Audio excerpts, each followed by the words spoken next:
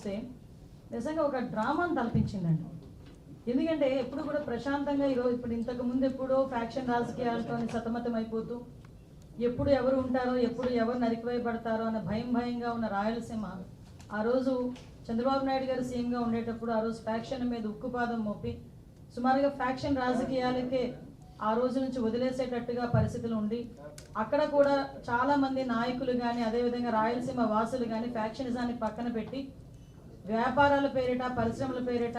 వ్యవసాయం చేసుకుని వాళ్ళ జీవనోపాధి సాగిస్తున్న నేపథ్యంలో రాయలసీమని రతనాలసీమ చేయాలి అన్న ఆకాంక్షిస్తున్న చంద్రబాబు నాయుడు గారి నేతృత్వంలో ఎన్డీఏ నేతృత్వంలో జగన్మోహన్ రెడ్డి ఏదో రకంగా శవ రాజకీయాలు చేసైనా ఫ్యాక్షన్ రాజకీయాన్ని మళ్ళా తెరలేపాలి అనే ఉద్దేశంతో నిన్న అతను చేసిన ఒక డ్రామాను చూస్తూ ఉంటే ప్రజలు కూడా ఇలాంటి వాడినే ఇంతకు ముందు 151 సీట్లు ఇచ్చి మనం సీఎం చేశామని సిగ్గుపడే పరిస్థితి కనిపిస్తూ ఉంది. ఎందుకని చెప్తున్నానంటే ఒక కుటుంబ కలహాల నేపథ్యంలో జరిగిన ఒక హత్య, ఇంకా దినకర్మ కూడా ఐ థింక్ ఈ రోజు అనుకుంటా దినకార్యం కూడా, అటువంటి నేపథ్యంలో ఒక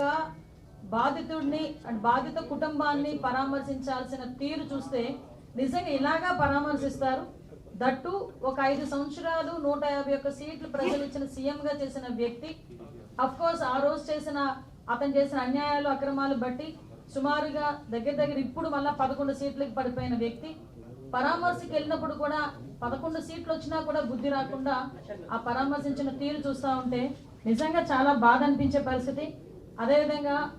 అతను నైజం కూడా బయటపడిన పరిస్థితి మనందరికీ కనిపిస్తుంది. లాస్ట్ 5 years ఒక స్టేట్ స్పాన్సర్డ్ టెర్రరిజం అని ఎక్కువగా ప్రోత్సహించి